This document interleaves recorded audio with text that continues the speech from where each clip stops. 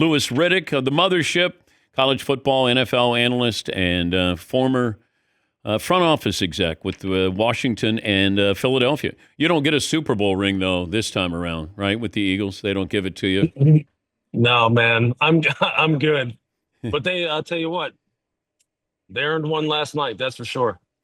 When did you know that this, like the tempo of the game or the style of the game, that's the way it was going to be through the entirety of it? You got the feeling early on, Dan, that Patrick wasn't quite on it. He didn't have his best stuff on the first series when he missed Travis on a little zone route coming over the middle where he had found the zone void and he kind of missed him through the ball behind him. You were like, okay, he doesn't look like he's quite in sync, but there's a lot of game left to go. And then I think in the second quarter when on the back-to-back interceptions, on the pick six by Cooper DeJean, and then on the pick by Zach, that's when you knew that the pressure was really something that was bothering Patrick a lot. And Joe Tooney didn't have it. They really had a very, very, very detailed plan as far as how they wanted to rush Patrick. And it was all about outside pressure, constricting the pocket, the two interior defensive tackles, making sure you just push the pocket with power and don't give them an area to step up. And they were constricting that pocket so fast, you could clearly see that when Patrick typically would step up and find the lane to throw the football like he's done all year long, his eyes have to be down the field, and he would know where all five eligibles were. When he stepped up in this pocket, his eyes were looking at where's Jalen Carter, where's Milton Williams. I'm not really worried about who's downfield. I'm worried about trying to survive this thing. But I think those back-to-back interceptions, that's when you knew the game was over at that point right there. Okay, but where is the genius of Andy Reid here? I know Mahomes will get a lot of blame here. They didn't do anything really different to counteract a defense that wasn't even blitzing. Yeah, I think the problem was this. One, they didn't try to run the football against a team that wasn't really loading the box and was inviting you to run simply because they felt as though the fact that they don't blitz a lot and they were going to rush forward, that they would have 5, maybe 6 in protection, that they would be able to handle it. And they never really got off of that, despite the fact that their offensive line was showing we're not handling it. And they thought that Patrick would be the equalizer like he has been all season long, that he would be able to manage the pressure because he's so good in the pocket. But this was at a different speed. This was at a different tempo. And you know what? Sometimes even great players like Patrick Mahomes just don't have their best stuff, Dan, and he didn't have it. He just didn't. The defense hung in there. They hung in there. They hung in there. They obviously made a concerted effort to make sure Saquon didn't get going. And they said, Jalen Hurts, you're going to have to beat us. And Jalen Hurts said, perfect, I'll beat you then. And then what wound up happening is I just think the whole team got fatigued mentally and physically. It's to the point where it was like, the offense knew that we can't block these guys. And the defense was like, the offense can't move the ball. We're doing everything we can to shut down one of the best players in the league. But now we can't really rush the passer because we're in run stop mode. And it just all fed on itself. Yeah, it's like when a pitcher doesn't have his best stuff, but he still goes out there and he's trying to fool you a little bit, trying to trick you a little bit. And then after a while, they weren't fooling anybody. The fact that, like, I can't even give Vic Fangio credit because he didn't do anything other than say to his guys, let's don't do anything. Yeah. Remember when Seattle beat Denver like that? When Denver was heavily favored in the game, that was a Super Bowl that was up in New York. And you hear quarterbacks talk a lot about the fact that sometimes they get tricked into feeling as though, you know what, this game's not going to be that tough because these teams aren't very difficult. And Seattle wasn't very difficult to figure out from a schematic standpoint. But when you start playing them and you realize that it may be simplistic in terms of its structure, but the speed and the ferocity with which they play, it overwhelms you. Kansas City, for the first time since maybe Patrick Mahomes became a starter in 2018, outside of the Super Bowl in 2020 when they lost to Tampa Bay, that's the first time I've really seen that team look overwhelmed to where they looked like an inferior football team. Yeah. And that's what I mean. And Vic, you know what? We were talking about it on TV this morning. Vic was sitting up there in that box looking down at that field going, I don't need to send anymore. I don't need to do anything. I'm just going to unleash my big dogs and let them go. And you know what? When it's like that, Dan, sometimes football is just that simple. Bigger, faster, stronger guys who are more ticked off beat guys who aren't as big and as fast as strong. And that's what happened. Talking to Louis Riddick of the Mothership. He was on the call with Chris Fowler, Dan Orlovsky for the fans in Australia and New Zealand last night. When it was 17-0, and I thought, okay, Mahomes will get a touchdown, go into halftime, regroup, come back out, you get the ball, second half, and then all of a sudden it doesn't happen that way. And I thought, okay, what adjustments do you make at halftime? And I'm still waiting to see what adjustments were you going to make against the Eagles. I mean, that to me baffled me more than anything, I think, last night. Yeah, they came out early in the second half, you remember, and they tried to run the ball. They got maybe 5 or 6, and you're kind of thinking, okay, well, maybe they'll try and mix it up a little bit. Maybe it won't be pass. Maybe they'll run it on first, maybe screen it on second, maybe try and run play action on first, maybe screen it on first down. But they went right back to what they wanted to do, which they felt as though, and I understand it. They felt as though they had enough cover 2, cover 4 beaters in terms of the routes that they had, that if they could just get enough protection, Patrick would be able to find a way to move the ball down the field and score, because he's done it to everyone. But the great neutralizer, the great equalizer was the fact that the 4 guys up front just would not allow it to happen. They just wouldn't.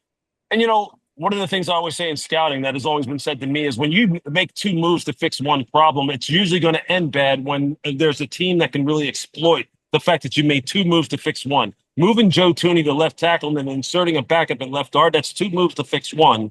At left tackle, a premium position, going up against a team like Philly, they're not going to let you get away with that. They're just not. And then, Teddy Bruschi made a great point this morning, and I noticed it when it happened on the field. But Teddy articulated it perfectly. Remember when Milton Williams strip sacked Patrick, and then you saw Jalen Carter basically just slap him right in the face. Yeah.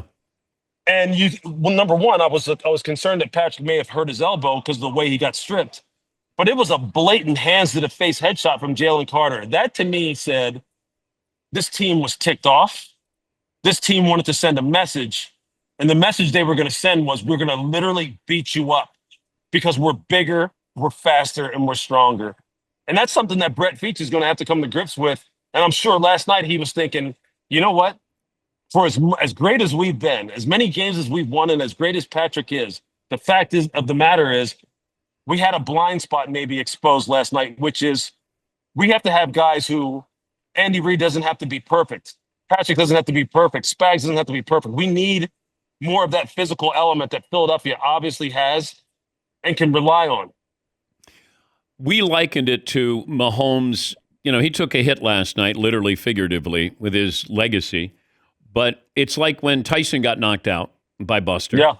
When Ronda Rousey got knocked out. All of a sudden, that era of invincibility. Now, we saw a little bit of that in the Tampa loss in the Super Bowl. But this is one of those where, hey, Mahomes with the ball, game on the line, that's who you want. That's 2 blowout losses in the Super Bowl on his resume.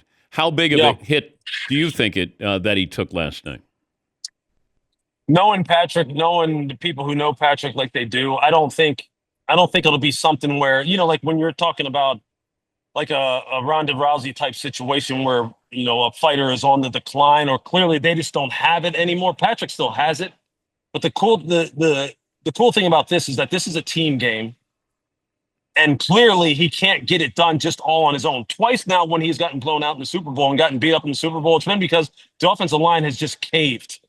And this cave to like unrelenting pressure. Think about Philadelphia last year, how they exited the playoffs.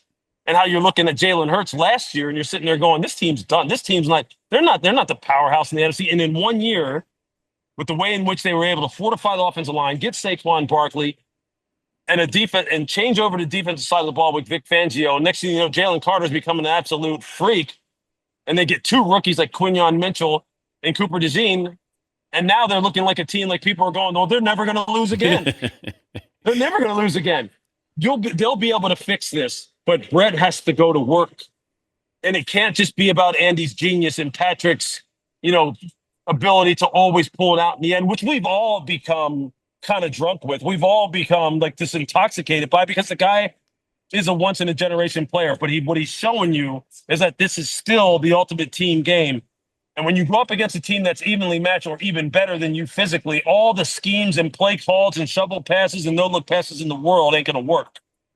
Because football is still like what Bill Parcells and Belichick and every other old school coach talks about. It's about imposing your will on another person. And Philly imposed their will on Kansas City last night to the point where it looked like 85 Bears versus New England Patriots in that same stadium. It was like, you have no shot. You can't even move the ball.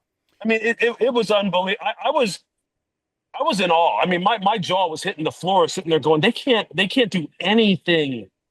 That is not how any of us thought that would happen, besides maybe the people in Philadelphia in that locker room. Lewis, they poured the Gatorade with 3 minutes left. That has to be the earliest Gatorade pull. If that was a fight, a heavyweight, they would have stopped that. No doubt. They would have stopped it in the third quarter, and they would have said, no. Most curious player decision in the offseason with anybody, whether it's Russell Wilson or Sam Darnold or Aaron Rodgers, who or what are you most curious about in the offseason? I'm curious about really, let's see, where does Myles Garrett end up? Okay. And does Cleveland actually let him go? Do they actually say, because, obviously Andrew Berry has said that he's not a guy who I want to trade. I'm not going to trade him. But where does he go? And is he a missing piece for a team? Is he a missing piece for a team like Detroit? Is he a guy who, like a team like Kansas City, quite honestly, they need a guy like that. They need a closer like that.